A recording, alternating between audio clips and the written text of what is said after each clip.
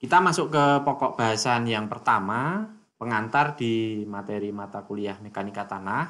Nah, sebelum kita mengetahui bagaimanakah parameter-parameter yang harus diketahui atau diteliti dalam mekanika tanah, kemudian gaya-gaya dalamnya seperti apa. Nah, ada baiknya kita kenalan dulu dengan materialnya, yaitu si tanah itu sendiri. Nah, mungkin saya akan jelaskan asal-usul terbentuknya tanah dari mana. Kemudian sehingga kalau kita tahu asal-usulnya nanti kita bisa tahu kira-kira oh sifatnya seperti ini, perilakunya seperti ini sehingga bisa kita mengenali jauh lebih baik. Oke, saya mulai. Jadi apa itu tanah? Ini kita akan belajar definisi tanah dulu ya. Jadi tanah itu adalah material yang terdiri dari butiran-butiran mineral padat gitu ya, agregat atau agregat disebutnya, yang tidak tersementasi satu sama lain. Nah, maksud di sini adalah kalau dia material agregatnya ini tersementasi maksudnya adalah terekatkan satu dengan lain, itu dia nanti jadinya adalah batuan. Nah, kalau dia tidak tersementasi alias dia terpisah satu dengan yang lain, maka dia masuk ke dalam tanah.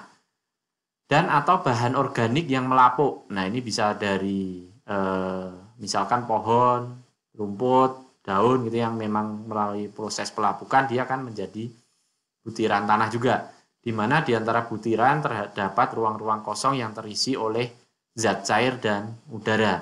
Jadi tanah itu nanti di antara tanah-tanah itu terisi biasanya oleh rongga, rongganya bisa diisi oleh air ataupun udara. Nah, ilmu yang mempelajarinya biasanya adalah ilmu geoteknik. Nah, geoteknik ini ada yang nantinya cabang ilmunya ada rock mekanik yang memang mempelajari tentang batuan gitu ya, mekanika batuan, dan juga soil mekanik yang mempelajari tentang tanah. Nah, kita kali ini nanti akan ke arah soil mekanik atau mekanika tanah.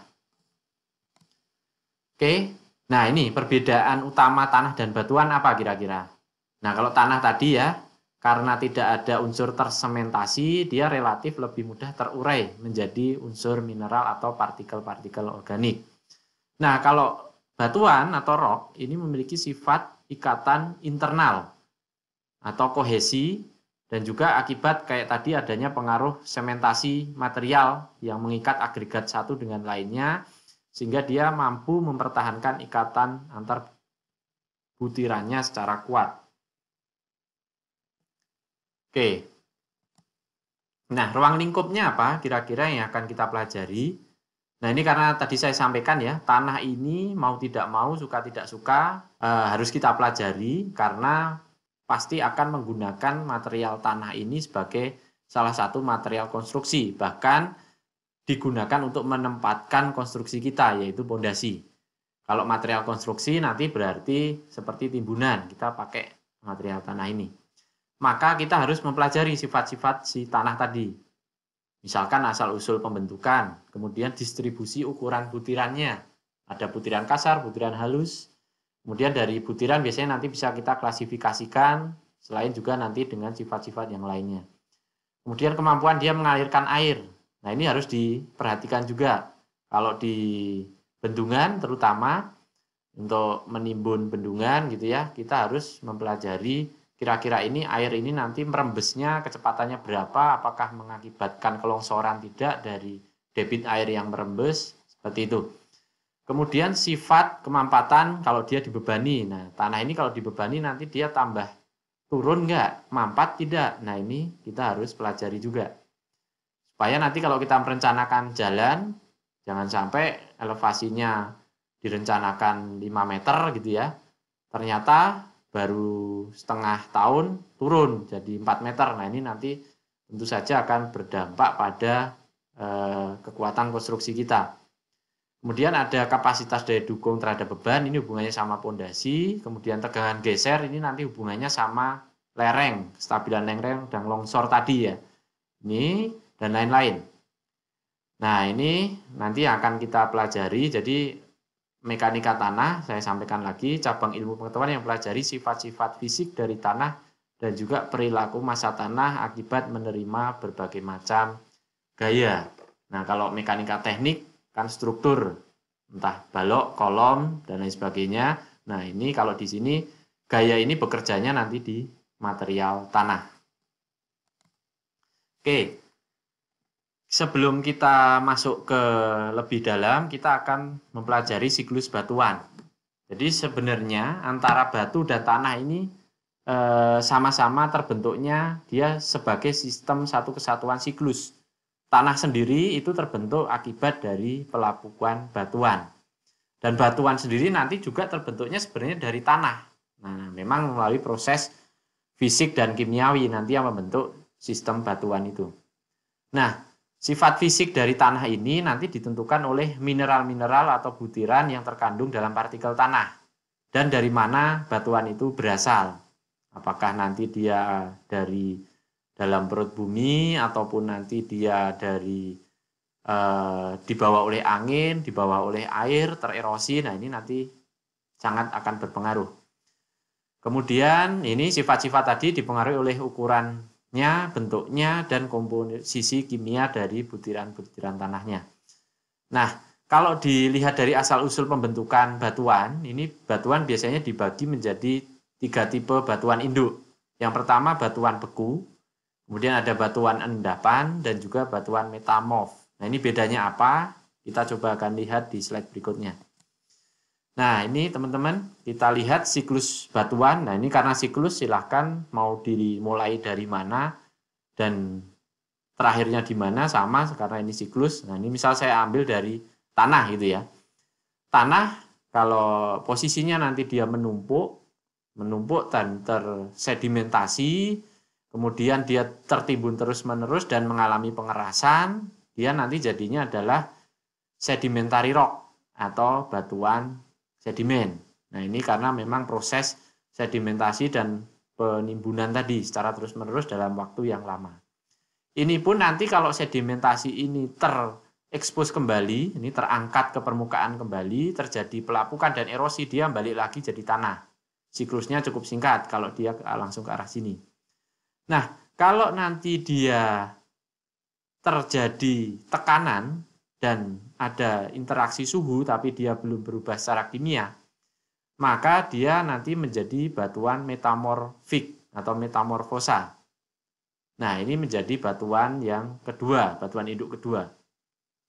Ini pun juga nanti kalau memang dia terangkat atau terekspos, terjadi pelapukan atau erosi, dia bisa langsung jadi tanah kembali.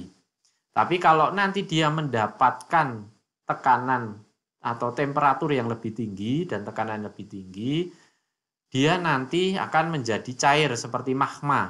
Nah, ini kalau di gunung api biasanya di bagian, misalkan di Merapi itu ya kan sering keluar magma atau lava pijar gitu ya. Ini aslinya adalah batuan yang ada di dalam perut bumi yang mendapatkan tekanan dan temperatur yang tinggi. Nah, ini nanti dia berubah menjadi magma sifatnya panas dan pijar. Atau dia juga disebutnya sebagai batuan yang cair. Dia bisa bergerak ke arah atas gitu ya, mengikuti apakah dia lewat gunung berapi ataupun lewat celah-celah lain.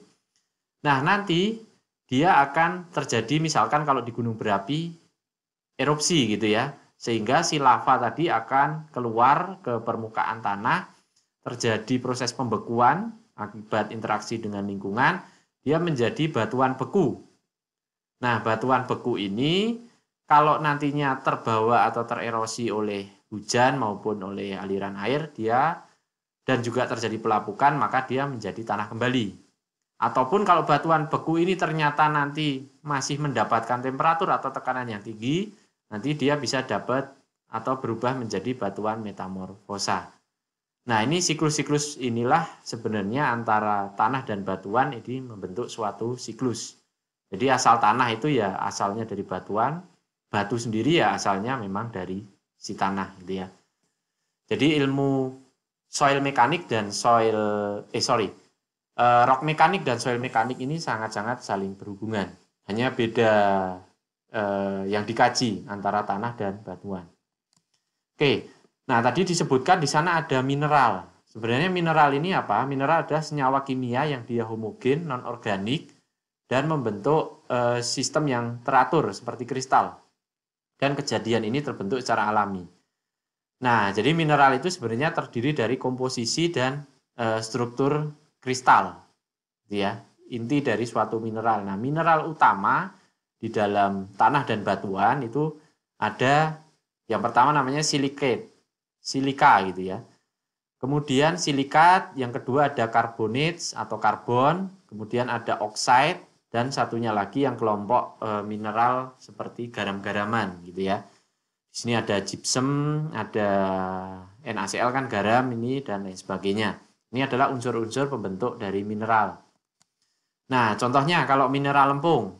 Lempung ini disusun oleh senyawa aluminium silikat atau aluminium oktahedra. Nah, dia yang membentuk struktur yang kompleks, bisa elemennya itu terdiri dari misalkan silikat tetrahedra ataupun aluminium oktahedra. Kalau kita belajar kimia ya di SMA, tetra ini kan 4, hidra ini tangan.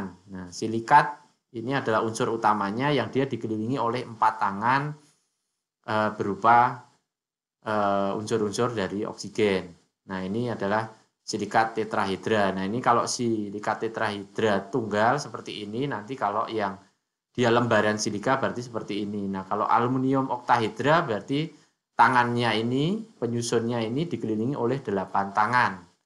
Dan ini material utama aluminium. Nah, kalau dia bentuknya lembaran adalah seperti ini. Nah, ini salah satu contoh senyawa atau mineral di lempung. Nanti di tanah-tanah yang lain berbeda. Oke, nah tadi disampaikan di siklus batuan dan tanah itu ada pergerakan yang dia bisa menyebabkan dari batuan yang ada di dasar tanah bisa naik ke atas sehingga nanti tersedimentasi ataupun tererosi, terlapukkan menjadi tanah. Nah, ini salah satu yang menyebabkan adalah tipe-tipe dari patahan atau fault. Nah, ini biasanya terjadi akibat pergerakan tektonik, bisa dari gempa bumi gitu ya. Nah, ini contohnya misalkan kalau sebelum adanya patahan seperti ini, nah ini tipe-tipe patahan, bisa dia patahannya antara tegak lurus naik turun seperti ini sama antara kiri kanan, hanya perbedaan kalau ini tanahnya turun, kalau ini tanahnya terdesak naik gitu ya. Patahan naik, ini patahan turun. Kalau yang ini dia bergesernya adalah ke arah horizontal, ke kiri dan ke kanan. Bisa juga sistemnya yang dia memang kombinasi antara dia geser kiri kanan dan juga naik dan turun vertikal. Nah, ini bisa saja sangat-sangat terjadi. Sehingga nanti seperti ini kan ada batuan yang ada di bawah terekspos naik, kemudian tererosi, terlapukkan dia menjadi tanah. Seperti itu. Oke, nah selain patahan juga bisa akibat lipatan. Nah, lipatan ini terjadi pada lapisan permukaan datar yang melengkung sebagai hasil dari deformasi permanen. Nah, lipatan tanah bisa saja seperti ini, ada yang sifatnya monoklin. Monoklin ini satu bidang miring ya, hanya seperti ini. Nah, kalau antiklin ini seperti punggung, jadi bidang miringnya ada 1, 2, dan banyak gitu ya. Sinklin ini sebagai lembah dari si lipatan, kemudian ada juga yang tipenya adalah antiklin terguling. Nah, ini bisa menyebabkan nantinya material batuan itu tererosi dan juga nantinya misalkan terekspos bisa pelapukan dan menjadi tanah. Nah, ini tipe-tipe lipatan, ini orientasi lipatan ini juga bisa diistilahkan dalam hal ini seperti istilah strike dan dip. Strike ini adalah kalau kecenderungan arah dari suatu struktur geologi dia bergeraknya ke arah utara. Nah, dia pergerakan arah horizontal itu ke arah mana cenderungnya? Berapa derajat dari arah utara. Jadi dia pergerakan dari bidang horizontalnya dia ke arah mana. Nah, kalau dip ini memberitahu kita sudut kemiringan dari batuan itu pergerakannya ke arah mana terhadap bidang horizontal. Nah, sehingga di sini pergerakan ini ada sudutnya berapa. Jadi kalau yang strike ini terhadap bidang datar tadi ya, arahnya referensinya utara. Kalau dip ini, yang angel ini dia terhadap bidang horizontal ini. Nanti bidang horizontal ini dia membentuk sudut pergerakan dari batuan atau si lapisan batuan ini berapa sudutnya. Nah, kita masuk ke batuan beku. Nah, batuan beku tadi sudah disampaikan dia terbentuk karena memang pada saat pengkristalan magma yang mencair dikeluarkan dari perut bumi gitu ya. Seperti kejadian di Gunung Merapi. Nah, dia banyak kalau memang dikeluarkan lewat gunung api seperti ini, kadang juga dia ada yang terjebak di antara batuan-batuan lain atau tanah dan lain sebagainya. Nah, ini umumnya batuan butiran ini biasanya adalah berbutir kasar atau coarse. Nah, ini batuan beku. Ini cara pembentukan reaksinya seperti apa, silahkan nanti teman-teman dipelajari. Jadi dia penurunan tadi pengkristalan akibat penurunan suhu gitu ya, batuan beku dari suhu misalkan 1400 derajat Celcius dia turun sampai ke 650, ini pasti dia mengalami pengkristalan. Nah, ini reaksinya seperti apa, perubahan materialnya dari material olivin sampai dan lain sebagainya sampai membentuk kuarsa. Nah, ini tipe-tipenya dibagi. Kalau yang suhunya masih tinggi dia ultramatic gitu ya. Kemudian bawahnya basaltik, ada andesitik, kemudian sampai ke level granit atau granitik. Nah, ini bisa dipelajari. Nah, sedimen ini disebut juga batuan endapan. Dia biasanya terbentuk dari akumulasi material hasil erosi ataupun hasil aktivitas kimia dan organik yang diendapkan lapis demi lapis di permukaan bumi. Nah, itu biasanya dia awalnya dari batuan beku. Nah, batuan beku yang tadi mengalami proses pengangkatan. Pengangkatan tadi baik lipatan ataupun patahan muncul ke permukaan sehingga nanti dia bisa tererosi material tersebut. Nah, nanti lama-kelamaan dia akan terendapkan menjadi batuan sedimen. Ciri khasnya apa batuan sedimen? Lapisannya dia ada terlihat membentuk suatu lapisan-lapisan. Ini bisa diidentifikasi berdasarkan dia pada saat pembentukan, saat pengendapannya terjadi. Nah, ini ciri khas dari batuan sedimen. Nah, ini batuan sedimen itu terdiri dari dua tipe, yaitu batuan sedimen detrital atau klastik dan juga sedimen kimia. Nah, kalau yang detrital ini itu unsur-unsur sementasi itu mengisi antara ruang-ruang di antara butiran batunya tadi. Seperti ini ya, konglomerat, ada breksi, ada sandstone, ada coquina ini kan seperti ada agregat-agregat yang disementasi atau disatukan oleh material yang mengikatnya. Kalau kimia ini bentuknya karena proses pengendapan bersama air dan proses reaksi kimia.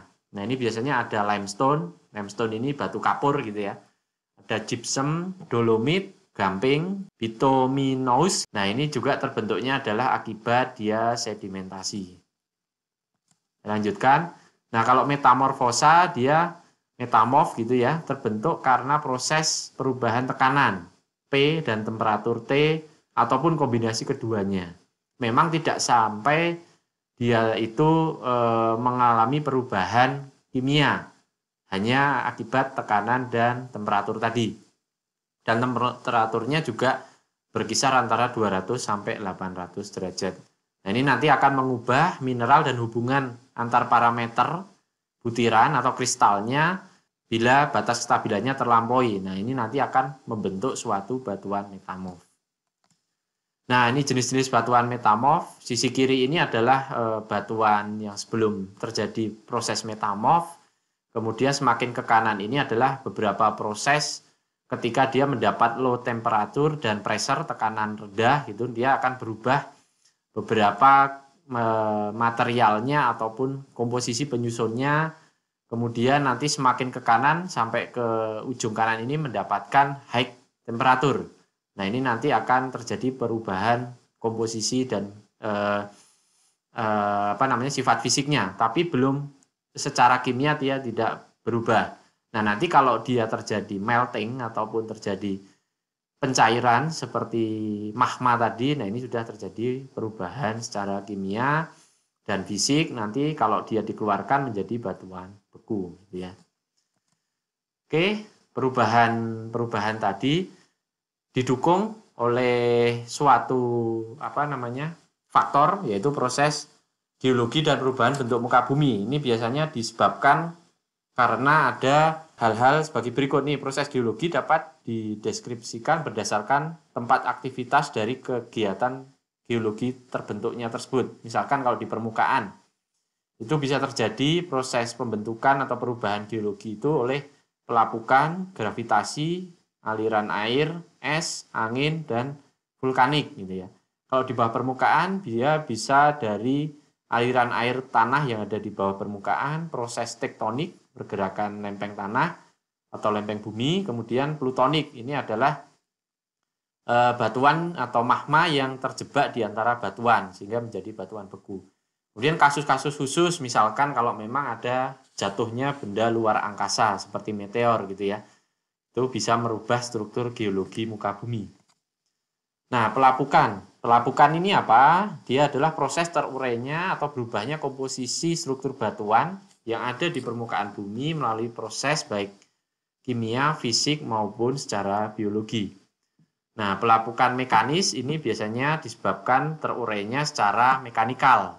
Akibat misalkan suhu, ada air, ada gelombang laut, es, dan udara. Kemudian pelapukan kimia ini biasanya dibantu karena diubah mineral-mineral kimia lama itu menjadi mineral baru akibat proses kimia seperti oksidasi, reduksi, hidrolisis, karbonisasi, ataupun bantuan dari asam-asam organik. Ini terjadi pada temperatur yang sangat tinggi atau temperatur tinggi. Oke, nah kalau ini gravitasi ini juga yang mengubah proses perubahan bentuk muka bumi tadi, yaitu pergerakan massa dalam proses geologi sehingga pergerakan tanah pada batuan itu jatuh ke bawah pada lereng akibat gaya gravitasi. Nah ini bentuknya bisa berupa longsoran atau landslide. Nah ini bentuk-bentuk jatuhan batuan, massa batuan bisa terjadi seperti ini gitu ya.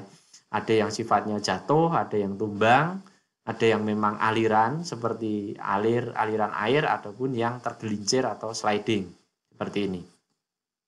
Nah ini nanti kita pelajari di stabilitas lereng di pertemuan berikutnya. Nah proses air permukaan juga bisa terjadi ini akibat dia tererosi dan teralirkan atau tertransportasi dan nanti diendapkan oleh aliran-aliran yang ada di sungai, danau, laut, dan sebagainya.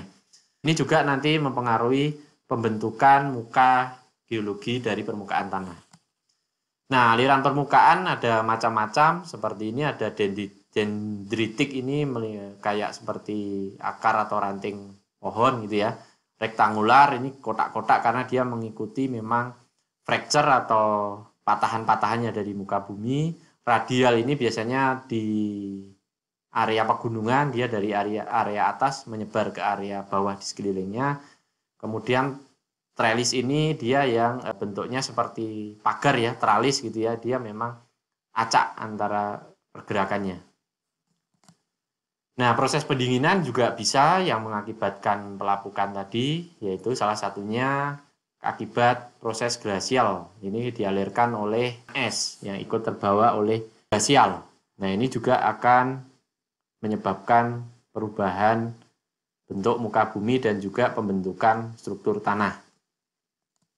Proses angin juga ada, ya ini angin biasanya ditemukan di area gurun atau pantai, tanah diangkut oleh angin dan diterbangkan atau diendapkan di area lain. Ini juga menyebabkan proses pembentukan tanah gitu ya. Ini ada yang sifatnya transverse dune, ini berarti arah transversal, kemudian ada arah longitudinal, kemudian ada yang membentuk sabit, ada yang membentuk parabola seperti ini. Ini cukup umum terjadi kalau di daerah gurun dan pantai.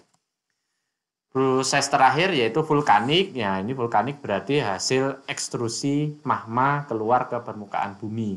Seperti pada kejadian Gunung Merapi atau gunung berapi yang meletus.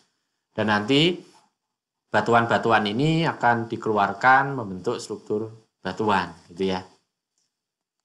Kemudian ada proses tektonik. Tektonik ini karena pergerakan lempeng bumi. Nah, ini juga menyebabkan terjadinya perubahan muka bumi. Nah, akibat tadi ada proses patahan, nanti patahan dia terekspos karena dia expose dia tererosi, dia akan membentuk struktur nanti tanah dan batuan yang baru. Nah, ini ciri-ciri khas tanah nanti akan kita pelajari di kesempatan selanjutnya. Nah, tanah ini nanti dibagi menjadi 3 penyusun utama atau 3 fasa, yaitu padat, air, dan udara. Kemudian tanah bukan bahan elastis atau tidak linear. Elastis ini seperti kalau kita karet gitu ya, kalau kita tarik, regangkan, kita kembalikan, nanti dia kembali ke bentuk semula. Nah, tanah ini tidak, ketika nanti kita tarik atau kita berikan gaya, belum tentu nih gaya ini dihilangkan, nanti dia akan kembali lagi.